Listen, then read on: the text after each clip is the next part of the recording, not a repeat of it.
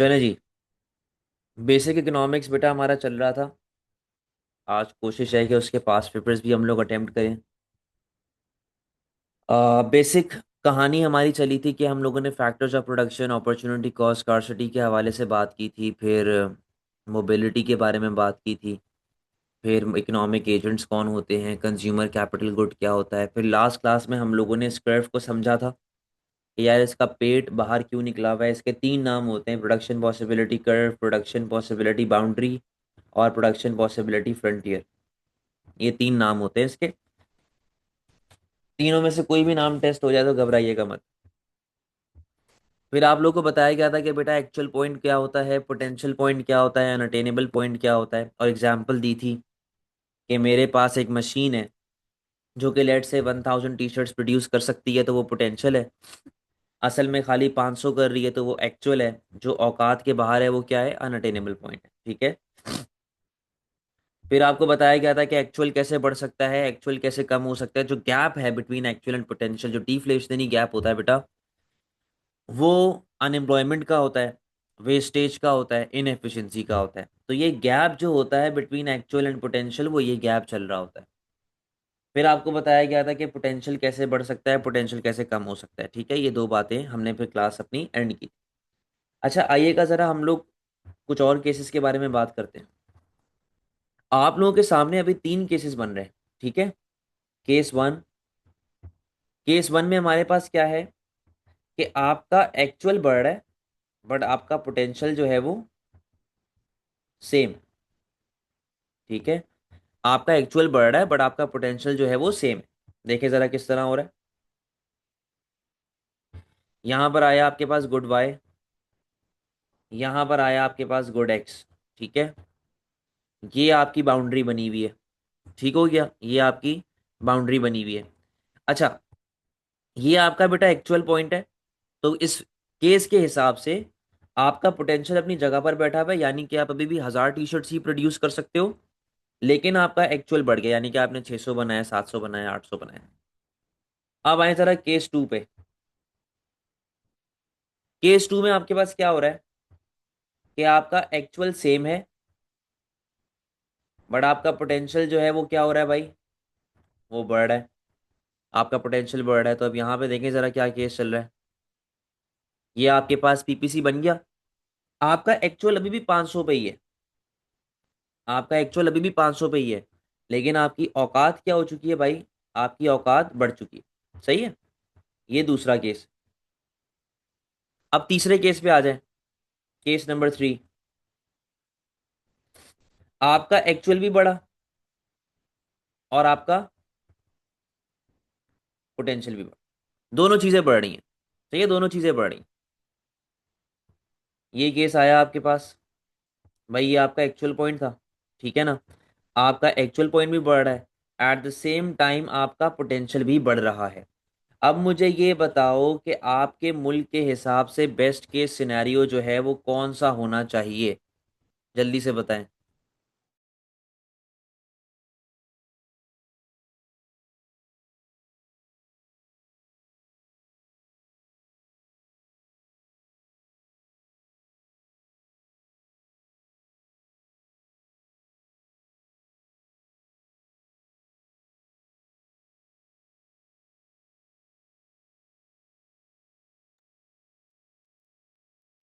Case number two best case scenario है। बाकी सब भी जल्दी से बताएं।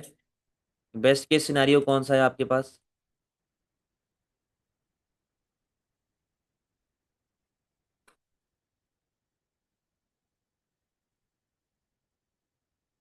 जल्दी से बताओ बेटा, आपको क्या लगता है कौन सा केस आपके लिए बेस्ट है।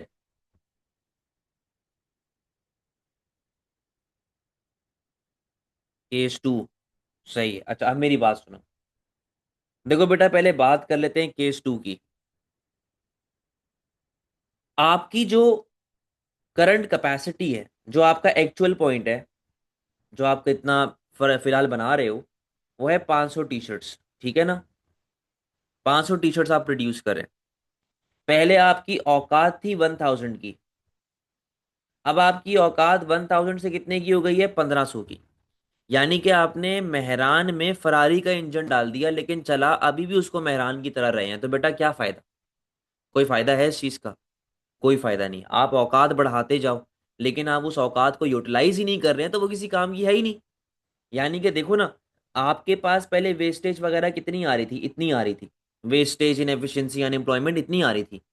अब जब एक्चुअल सेम है और आपका पोटेंशियल बढ़ गया, तो अब कितनी आ रही होगी? अब इतनी आ रही होगी। वेस्टेज, इनएफिशिएंसी, अनएम्प्लॉयमेंट, प्रॉब्लम बढ़ गए होंगे आपके पास। तो बेटा इसीलिए केस नंबर 2 अच्छा नहीं है। पहली बात तो क्योंकि आपके लिए नुकसान बढ़ेगा, आपके मुल्क में अनएम्प्लॉयमेंट बढ़ेगी, आपके मुल्क में वेस्टेज बढ़ेगी। ठीक है। केस नंबर 2 की कहानी समझ आ गई बेटा आप लोगों को? जो लोग कह रहे थे केस नंबर 2 बेहतर है, उनको कहानी समझ आ गई केस नंबर 2 क्यों बेहतर नहीं है? जल्दी से बताएं।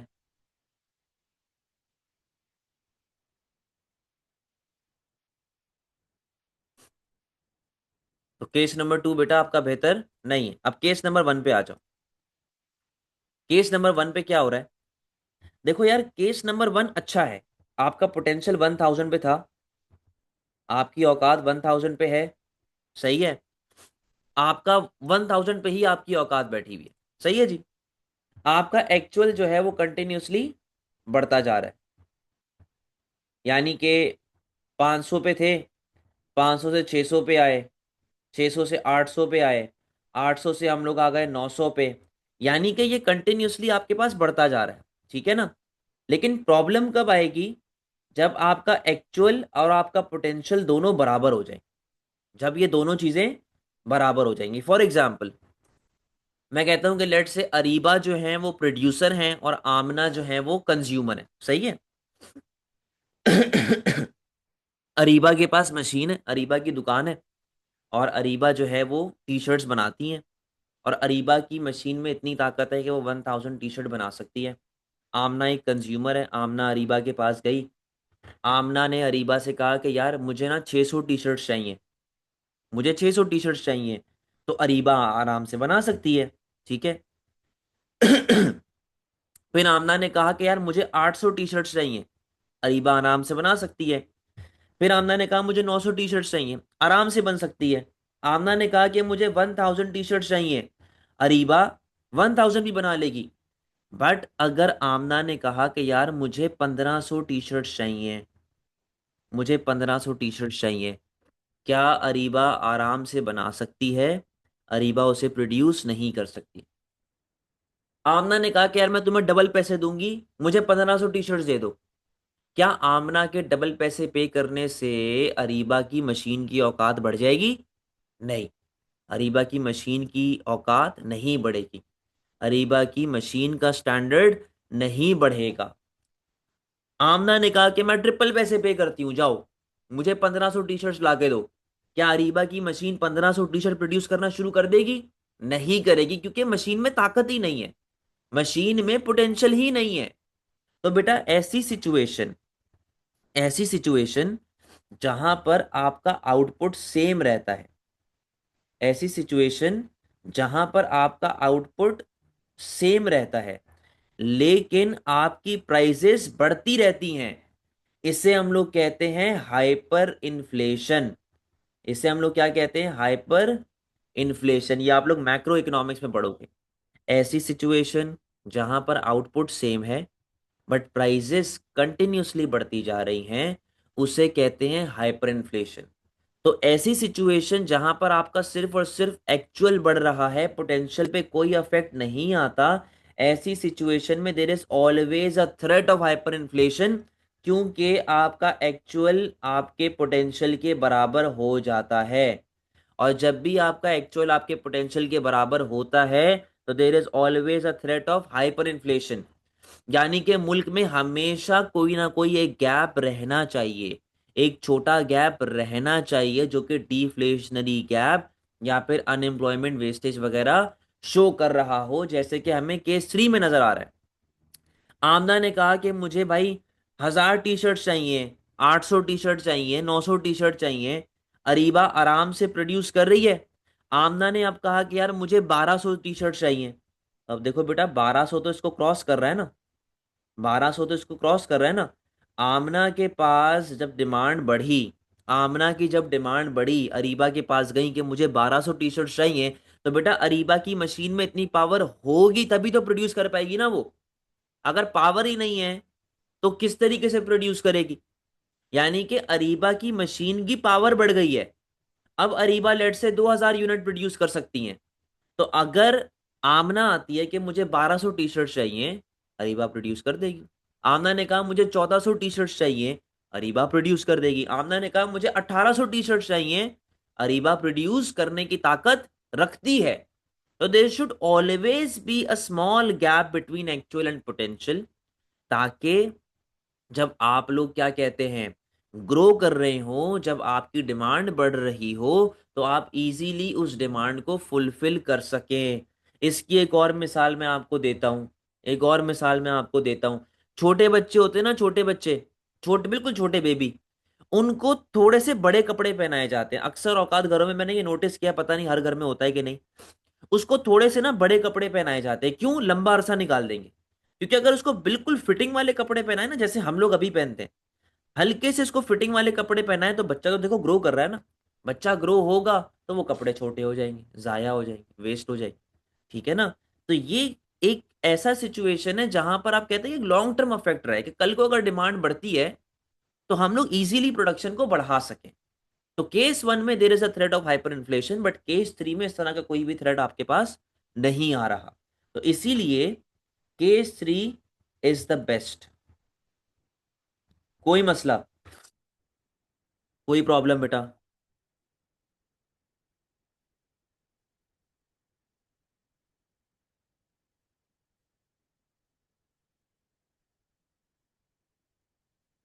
Very good. अच्छा, अब जरा फर्दर बात को आगे बढ़ाते हैं और जरा हम लोग देखते हैं ड्यूअल शिफ्ट को। ड्यूअल शिफ्ट क्या होता है? ये भी बड़ा बेसिक सा केस है, ड्यूअल शिफ्ट। ये ड्यूअल शिफ्ट में क्या हो रहा है कि दो चीजें एक साथ हो रही हैं। ठीक है ना? दो चीजें एक साथ हो रही हैं। फॉर एग्जाम्पल, अगर वो कहता है कि लेट से आपके मुल्क में टेक्नोलॉजिकल एडवांसमेंट आया, technological advancement followed by, followed by floods.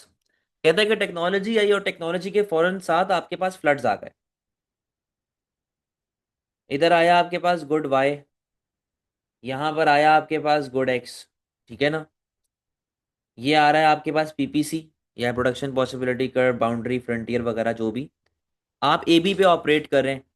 बेटा जब आपके पास टेक्नोलॉजी आएगी तो उससे आपकी औकात क्या होगी? बढ़ेगी। आप आ गए ए बी से सी डी। ठीक है ना? आपकी औकात बढ़ गई। आप आ गए बेटा ए बी से सी डी। सही है? अच्छा जी। और बेटा इसके बाद क्या हुआ? आपके पास आ गए फ्लड्स, यानी कि नेचुरल डिजास्टर, ऐसी चीज जिससे आपकी औकात गिरती है। तो अब आपका पोटेंशियल गिरना शुरू होगा। टेक्नोलॉजी से पोटेंशियल बढ़ता है, फ्लड से पोटेंशियल कम होगा। लेकिन अब सवाल ये कि सर पोटेंशियल ए बी से कम होगा या सी डी से कम होगा? देखो बेटा, अब नया पोटेंशियल कौन सा है? सी डी ना। तो नया चेंज भी कहाँ से आएगा? सी डी से आए। ठीक है? तो फ्लड्स की वजह से आपकी औकात गिरती है, तो फ्लड्स की वजह से बेटा वो ऐसा पीछे की तरफ आ जाएगा। और इसका हमने नाम रख दिया है ई एफ। क्या नाम रखा है? E F. तो वो सी डी से ऐसा पीछे की तरफ आ जाएगा। अब बच्चा मुझसे यहाँ पे पूछता है कि सर क्या लाजमी है कि वो इसके सेंटर में आएगा, वो इन दो कर्व्स के बीच में आएगा? क्या ये लाजमी है? बेटा ऐसा नेसेसरी नहीं। ठीक है ना? अब हमारी अजम्पशन जो चल रही है उसमें ये एग्जांपल है कि यार टेक्नोलॉजी का इम्पैक्ट ज्यादा था, फ्लड्स का इम्पैक्ट कम है, तो जाहिर सी बात है इतना ज्यादा नेगेटिव इफेक्ट नहीं आएगा। हाँ, अगर आप इस तरह की बात करें, इस तरह फलस्तीन में हो रहा है, बिल्कुल ही वाइप आउट हो चुका है, तो फिर तो आपका पोटेंशियल बिल्कुल ही ऐसे नीचे की तरफ आ जाएगा। ठीक है? तो ये ड्यूअल शिफ्ट है। मैंने आपको ये वाला केस करके दिखाया है। इसी तरह इसमें उलट हो रहा है कि पहले फ्लड्स आ गए आपके पास, और फिर आपके पास थोड़ी सी टेक्नोलॉजी आई तो वो ऐसा राइटवर्ड जा चुका। ठीक है? अच्छा, और भी डिफरेंट केसेस हैं यहाँ पे आ सकते हैं। एक नाम है, उसका नाम है टिल्टेड शिफ्ट। टिल्टेड या फिर पिवटेड शिफ्ट, दो नाम है, दोनों आपको पता होने चाहिए। अच्छा जी, ये देखो, एग्जाम्पल के तौर पे मैं कहता हूं कि लेट से यहां पर आ गया पेन और यहां पर आ गया टेबल। सही है? दो अलग अलग गुड्स आइडेंटिफाई हो गए। ये पीपीसी बन रहा है आपका, आपने नाम रख दिया जी AB। सही है। मार्केट में, अखबार में एक न्यूज आई कि पाकिस्तान में फॉरेस्ट के नए रिजर्व डिस्कवर हुए हैं, new forest discovered in Pakistan, discovered in Pakistan. ठीक है ना। पाकिस्तान में नए फॉरेस्ट डिस्कवर हुए हैं। बेटा, नए फॉरेस्ट जब पाकिस्तान में डिस्कवर होंगे, इसका मतलब क्या है कि न्यू फॉरेस्ट, मोर फॉरेस्ट मींस मोर ट्रीज। ठीक है ना। मोर फॉरेस्ट का मतलब मोर ट्रीज, यानी कि हमारे वुड की, वुड पे क्या इफेक्ट आएगा, हमारा वुड बढ़ जाएगा। तो बेटा, पेन और टेबल में से कौन सी चीज वुड पर डिपेंडेंट है, मुझे ये बताओ जल्दी से। पेन और टेबल में से कौन सी चीज वुड पर डिपेंडेंट है, मुझे ये बता दें। पेन और टेबल में से कौन सी चीज वुड पर डिपेंडेंट है? टेबल। पेन तो वुड पर डिपेंडेंट नहीं है ना, टेबल वुड पर डिपेंडेंट है। यानी कि जब वुड बढ़ रही है, इसका मतलब है कि टेबल प्रोड्यूस करने की औकात भी क्या होनी चाहिए, बढ़नी चाहिए। टेबल प्रोड्यूस करने की औकात आपकी बढ़नी चाहिए। ठीक है ना। तो बेटा, पेन पे तो कोई अफेक्ट नहीं आएगा, पेन पे तो कोई अफेक्ट नहीं आएगा, लेकिन टेबल की औकात क्या हो जाएगी, बढ़ जाएगी। तो अब ये देखो किस तरह शिफ्ट मारेगा। पेन आपका अपनी जगह पर रहेगा, बट आपका टेबल जो है वो कुछ ऐसे शिफ्ट मार देगा। हम आ गए फ्रॉम AB टू AC। सही है। इसको देखो टिल्टेड शिफ्ट क्यों कहा गया, क्योंकि एक चीज कांस्टेंट है, दूसरी चीज बढ़ रही।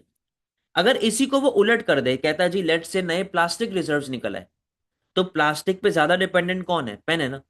तो नए प्लास्टिक रिजर्व से निकलेंगे तो टेबल आपका सेम रहेगा, और आपका पेन जो है वो क्या हो जाएगा, वैसे बढ़ जाएगा।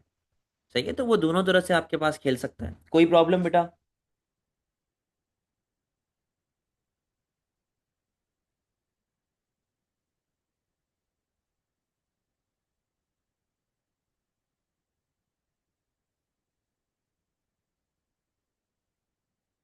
अच्छा, अब एक MCQ रिलेटेड केस है। MCQ का केस है बेटा, वो देख रहे हैं, बड़ा इंपॉर्टेंट केस है, ये अक्सर MCQs में टेस्ट होता है। आप लोगों को ये MCQ अटेम्प्ट करना समझ आना चाहिए। कौन सी बात समझ नहीं आई? बेटा, मैं ये कह रहा हूं, अगर वो आपसे एग्जाम्पल में कहे कि भाई प्लास्टिक के रिजर्व्स बढ़ गए, प्लास्टिक के रिजर्व्स बढ़ गए, तो प्लास्टिक पे कौन डिपेंडेंट है, पेन डिपेंडेंट है या फिर टेबल डिपेंडेंट है? तो पेन की औकात क्या होगी, बढ़ेगी ना। टेबल आपका अपनी जगह पर रहेगा, पेन की औकात बढ़ जाएगी। ये केस हो रहा है बस, समझे अब? अच्छा, MCQs पे आइएगा जरा। एक बड़ा इंपॉर्टेंट MCQ रिलेटेड केस है, ये बेटा आना चाहिए आप लोगों को। अच्छा, आपके सामने एक डायग्राम बनी हुई है प्रोडक्शन पॉसिबिलिटी कर्व की। यहाँ पर आया आपके पास गुड Y, यहाँ पर आया आपके पास गुड X। ठीक है। और आपके पास ऐसा एक PPC बना हुआ है, AB। लाइन चल रही है बेटा आपके पास AB, यहाँ पे आ गया O। सही है। मैं इतना Y बना रहा हूँ, इतना X बना रहा हूँ। सही है। इतना मेरा Y बन गया, इतना मेरा X बन गया, और इधर आ गया आपके पास point C।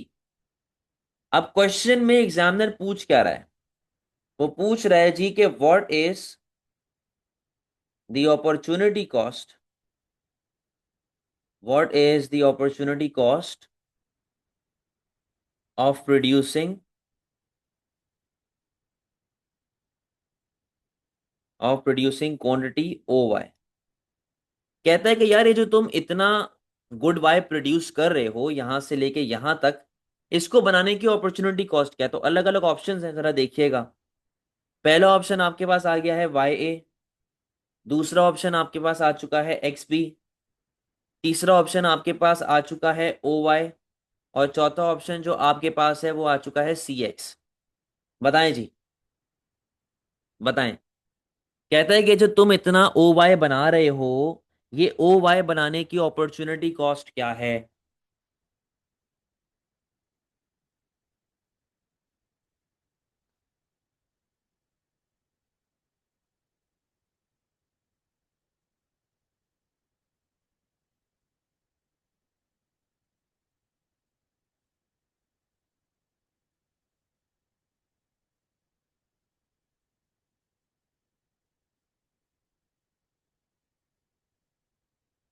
B, x B. Daniyal कह रहा है एक्स बी। महानूर कह रही है एक्स बी। आमना कह रही है सी एक्स। और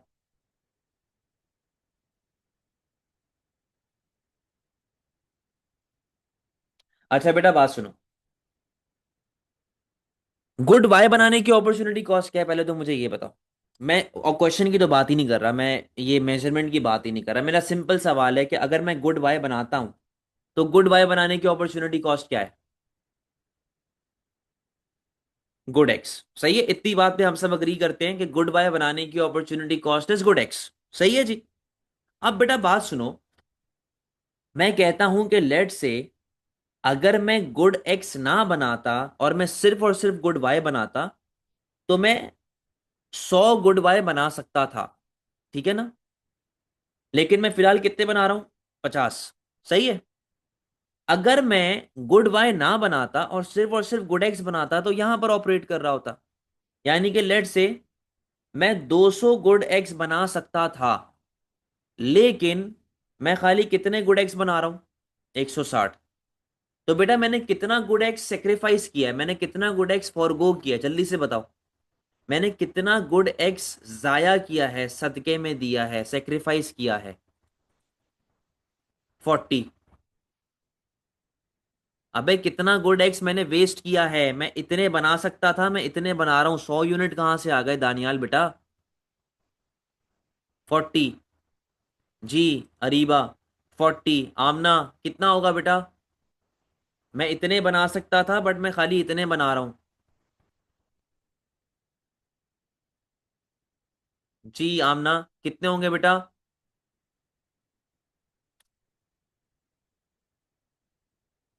40। वेरी गुड, ठीक है। बेटा मैं इतने बना सकता था बट मैं इतने बना रहा हूं। मैं 200 बना सकता था, मैं 160 बना रहा हूं। मैं पॉइंट बी पे ऑपरेट कर सकता था अगर मैं सिर्फ गुड एक्स बनाता, बट मैं ऑपरेट कर रहा हूं एक्स पे। तो बेटा मैंने कितना वेस्ट कर दिया? मैंने कितना वेस्ट कर दिया? मैंने एक्स से लेके बी तक बेटा वेस्ट कर दिया। तो इसका करेक्ट आंसर क्या बन जाएगा? इसका करेक्ट आंसर आपका बन जाएगा एक्स बी। करेक्ट आंसर क्या बन जाएगा बेटा? X B. कोई मसला? कोई मसला? समझ गए बेटा ये एमसीक्यू? समझ गए? अच्छा इसी के जैसा सेम एमसीक्यू साथ में है, बट अब यहां पे वो क्या मांग रहा है कि what is the opportunity cost of producing O X. O X बनाने की अपॉर्चुनिटी कॉस्ट क्या है? अब बताएं आंसर क्या होगा।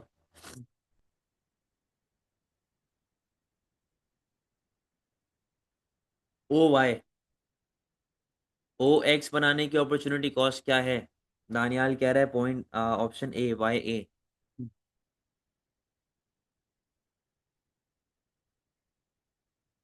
महानूर ओ वाई तो मैं प्रोड्यूस कर रहा हूं ना, ओ वाई अपॉर्चुनिटी कॉस्ट कैसे? अपॉर्चुनिटी कॉस्ट तो वो हिस्सा है जो मैं जाया कर रहा हूं।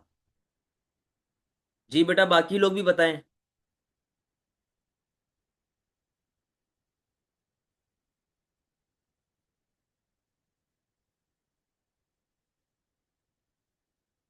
जी क्या आंसर होगा इसका?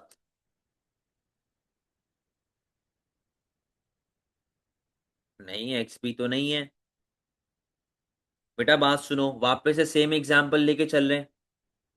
वापस से सेम एग्जांपल, मुझे पता है थोड़ा सा तंग करेगा ये, टेंशन ना लें हो जाएगा। वापस से सेम एग्जांपल लेके चल रहे हैं। बेटा अगर मैं गुड बाय ना बनाता और सिर्फ गुड एक्स बनाता तो मैं कितना गुड एक्स बना सकता हूँ? 100। बट मैं खाली कितना बना रहा हूँ? 50। सही है। अगर मैं गुड बाय ना बनाता और पूरे का पूरा गुड एक्स बनाता तो 200 बना सकता था, लेकिन मैं बना रहा हूँ खाली कितना? 160।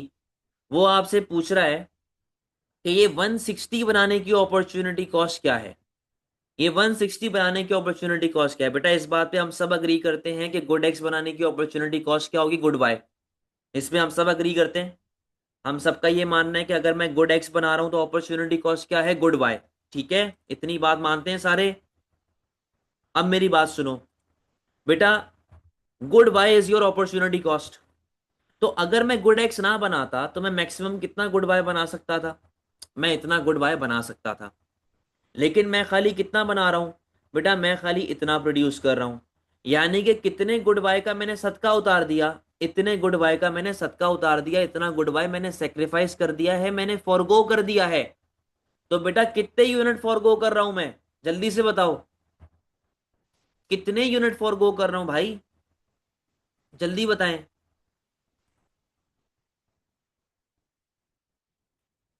50।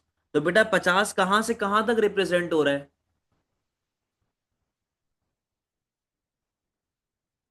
50 कहां से कहां तक रिप्रेजेंट हो रहा है?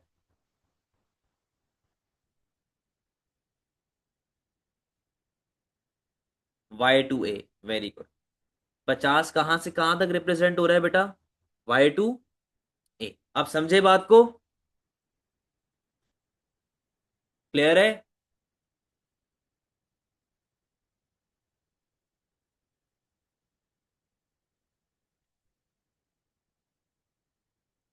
Very good.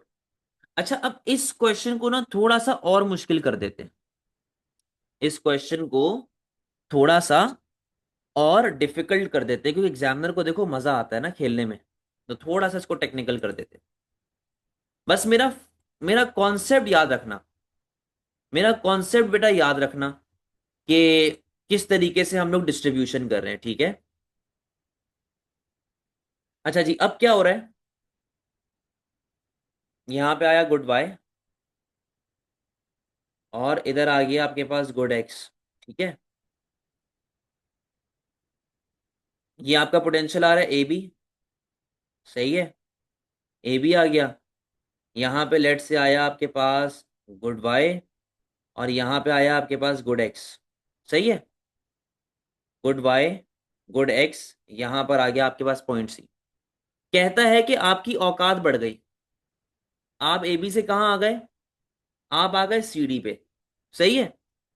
आपका वाई अभी भी अपनी जगह पर है, वाई में कोई चेंज नहीं आ रहा, लेकिन हुआ क्या कि हमने आपका एक्स बढ़ा दिया, आपका एक्स बढ़ गया, और वो आ गया आपके पास X1 पर, ठीक है? X1 पे आ गया।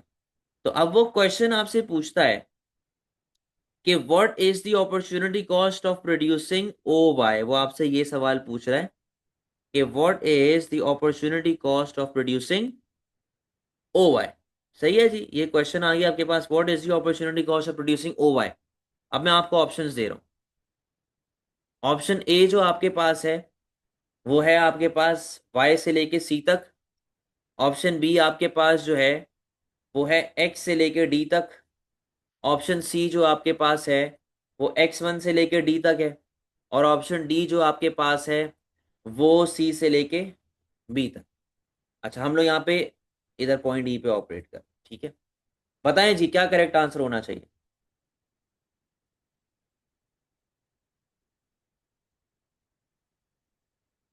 ओ वाई निकालने की अपॉर्चुनिटी कॉस्ट, कि मैं इतना जो गुड वाई बना रहा हूँ इसकी अपॉर्चुनिटी कॉस्ट क्या है, वो ये पूछ रहा है आपसे।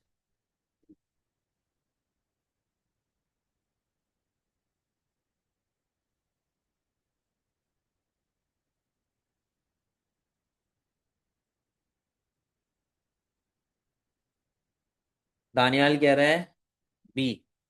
अच्छा, सही है। X1 to D, यानी कि सी, सही है। और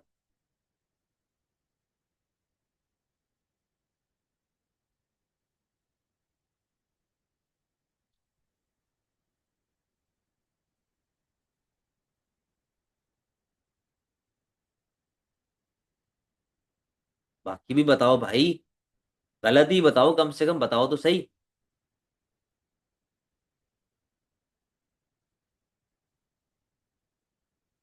अब बेटा बात सुनो।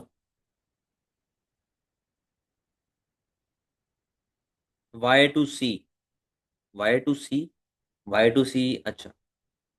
अब मेरी बात सुनो, बेटा मेरी बात सुनो। देखें, कहानी यहाँ पे ये है कि मेरा तरीका याद रखो। देखो, अब आपका नया पोटेंशियल क्या है? CD, सही है? अब ए बी आपके लिए इररेलेवेंट, ए बी आपके किसी काम का नहीं है, ठीक है ना? तो या तो इसको ये करो कि ये वाले हिस्से को अपनी मेमोरी से इरेज कर दो, ये वाले हिस्से को अपनी मेमोरी से आप इरेज कर दें, ये किसी काम का नहीं है, क्योंकि कहानी खत्म हो गई ना आप। सही है, कहानी ही खत्म हो गई। अब वो पोटेंशियल रहा ही नहीं है आपका, अब आपका पोटेंशियल क्या रहा है ये। ठीक है ना। तो बेटा, अगर मैं ओ वाई पे ऑपरेट कर रहा हूं, यानी कि मैं गुड वाई पे ऑपरेट कर रहा हूं, तो what is the opportunity cost of producing good Y, good X. वही कॉन्सेप्ट चलेगा, गुड एक्स अपॉर्चुनिटी कॉस्ट है। मैं कितना गुड एक्स बना सकता था डी तक, लेकिन मैं कितना गुड एक्स बना रहा हूं एक्स वन पे। तो बेटा दोनों का डिफरेंस क्या हो जाएगा, दोनों का डिफरेंस क्या हो जाएगा, एक्स वन टू डी क्या बन जाएगा, आपकी अपॉर्चुनिटी कॉस्ट। यानी कि आसान लफ्जों में, जो पुराना पोटेंशियल था उसको तो मैंने अपनी मेमोरी से ही इरेज कर दिया ना, वो किसी काम का ही नहीं है अब जो भी चेंज आएगा वो नए पोटेंशियल पे आ रहा हो। ठीक है। तो आंसर क्या बन जाएगा इसका, एक्स वन से डी। समझ गए हैं बात को। क्लियर है।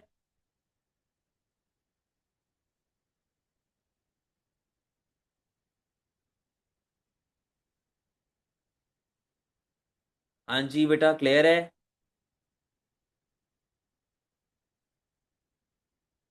चलो अब फर्दर बेटा टॉपिक पे वापस आते हैं।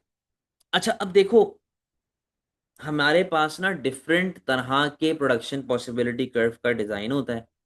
अब वो डिजाइन डिपेंड कर रहा होता है आपकी अपॉर्चुनिटी कॉस्ट पे। अब बहुत बिल्कुल बेसिक गेम रह गया है, फिर हमारा चैप्टर एंड हो जाएगा। हम लोगों ने अब तक पढ़ी है increasing opportunity cost. Increasing opportunity cost में क्या होता है कि उसका पेट बाहर निकला हुआ होता है। ठीक है ना। आपके पास यहाँ पे आ गया गुड वाई, आपके पास यहाँ पर आ चुका है गुड एक्स। तो इंक्रीजिंग अपॉर्चुनिटी कॉस्ट में क्या होता है कि आपका पेट बाहर निकला हुआ है।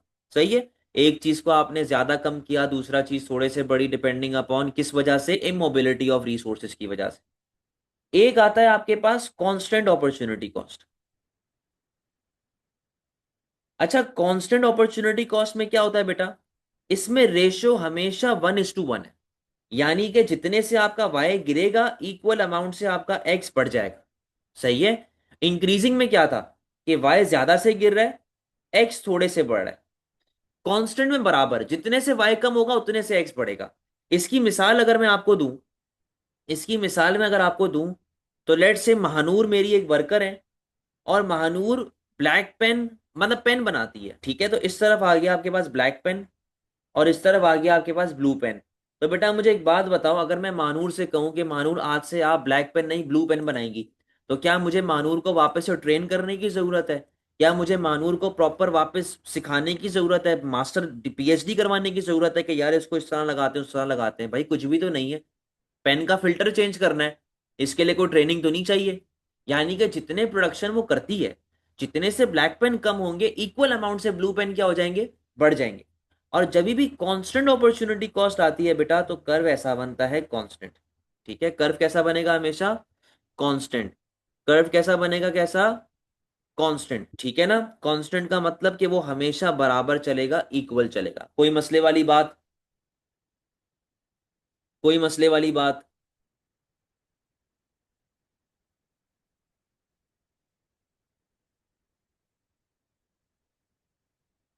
ठीक है, कांस्टेंट अपॉर्चुनिटी। लास्ट जो आपके पास आता है ना, वो है decreasing opportunity cost. Decreasing opportunity cost increasing का बिल्कुल ऑपोजिट। सही है, बिल्कुल ऑपोजिट। मैंने लास्ट टाइम क्या एग्जांपल दी थी, मैंने कहा था कि मैंने दानियाल को टेबल से उठा के चेयर पे डाला। सही है। लेकिन दानियाल टेबल में स्पेशलाइज था, इसी वजह से हमारा जो टेबल है वो ज्यादा से गिरेगा, लेकिन चेयर सिर्फ और सिर्फ थोड़े से बढ़ेगा। यही एग्जांपल थी। अब डिक्रीजिंग अपॉर्चुनिटी कॉस्ट में क्या हो रहा है कि मैं दानियाल को वापस से चेयर से उठा के कहां पर डाल रहा हूं, टेबल पे डाल रहा हूं। मैं दानियाल को वापस से चेयर से उठा के कहां पे डाल रहा हूं, टेबल पे। यानी कि वापस से मैं उसको उस जगह पे डाल रहा हूं जिसमें वो स्पेशलाइज था। चेयर में वो स्पेशलाइज नहीं था, टेबल में वो स्पेशलाइज्ड है। तो बेटा अगर चेयर में वो स्पेशलाइज नहीं है, तो चेयर आपके पास थोड़े से गिरेगी, लेकिन टेबल आपके पास कंपैरेटिवली बहुत ज्यादा से बढ़ेगा। ठीक है। तो इस केस को प्रूव करने के लिए जो डिक्रीजिंग अपॉर्चुनिटी कॉस्ट होती है बेटा आपकी, वो ऐसे बनती है। वो आपकी कैसे बनेगी, वो आपकी ऐसे बनेगी बेटा। ठीक है। चांद की तरह बिल्कुल ऐसे बनेगी। अब देखो जरा कैसे प्रूफ करते हैं, ये देखो। बेटा दानियाल पहले चेयर बना रहा था, सही है, इतनी चेयर इतनी टेबल, ठीक है, इतनी चेयर इतनी टेबल। मैंने दानियाल को चेयर से उठा के वापस टेबल में डाल दिया जिसमें वो स्पेशलाइज्ड है। तो अब आप ये देखो जरा क्या केस चल रहा है। आपके पास चेयर जो है वो थोड़े से कम हो रही है एज कंपेयर टू टेबल, जो कि कंपैरेटिवली ज्यादा अमाउंट से आपके पास बढ़ रही है। कोई प्रॉब्लम?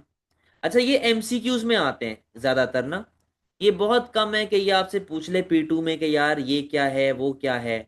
बहुत रेयर है, लेकिन पूछ भी सकता है, ऐसा नहीं है कभी भी नहीं पूछेगा। रेयर है बट पूछ सकता है। ज्यादातर एमसीक्यूज में आता है। क्लियर है बेटा?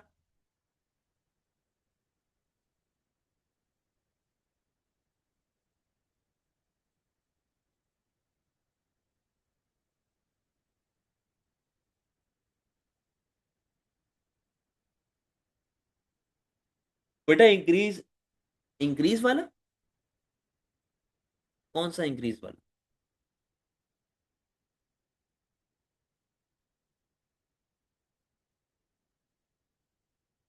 इसकी बात कर रहे हो आप? तो बेटा ये शुरू से हम यही तो पढ़ते आ रहे हैं, पूरा केस ही हमने इसका पढ़ा। ये देखो ये किस तरह का शेप है। ये सारा इंक्रीजिंग अपॉर्चुनिटी कॉस्ट था ना भाई। इसकी एग्जांपल ये थी कि यहाँ पर लेट से टेबल आ गया, यहाँ पर चेयर आ गया। आप चेयर बनाने में स्पेशलाइज नहीं हो। मैंने आपसे कहा कि आज से आप टेबल नहीं बनाएंगे, आप चेयर बनाएंगे। तो देखो टेबल बहुत ज्यादा से गिर रहा है और चेयर आपका थोड़े से बढ़ रहा है। क्यों? क्योंकि आप चेयर बनाने में स्पेशलाइज नहीं हो, तो आप टेबल ज्यादा से गिराते हो और चेयर सिर्फ और सिर्फ थोड़े से पड़ता है। आप इमोबिलिटी ऑफ रिसोर्सेज की वजह से, लैक ऑफ एक्सपर्टीज की वजह से। तो ये इंक्रीजिंग का बिल्कुल ऑपोजिट है। समझ गए भाई? क्लियर है बेटा सारी चीजें? कोई टेंशन वाली बात तो नहीं है? चले जी, आज के लिए इतना ही रख रहे हैं बेटा। इंशाल्लाह मंडे को मिलते हैं। अल्लाह हाफिज। हाँ इसका असाइनमेंट करना है भाई, इसका असाइनमेंट। Assignment assignment.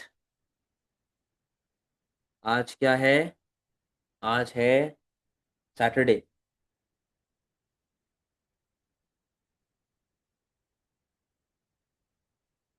इसका असाइनमेंट मुझे आप लोग दे रहे होंगे वेंसडे। ठीक है, जा सकते हैं। अल्लाह हाफ़िज़।